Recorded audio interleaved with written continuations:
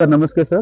नमस्कार सर। आपण को कंपनी सोलार लगेछन्ते? मु सर रेडी सोलार लगाई रेडी सोलार को company solar panel premier company रो टपकन पैनल दउछन बोली से जो मु सेडा लगैली तार टेक्नोलॉजी अधिक अछि जोटा कि हमरो अन्य वेंडर माने जति लगौछन्ती तार थाउची 535 570 एटा जेतु टेक्नोलॉजी अधिक अछि एडवांस अछि जोटा कि 600 से हिसाब रे मु कहली एटा लगैले अधिक जनरेशन हमु देई परियो।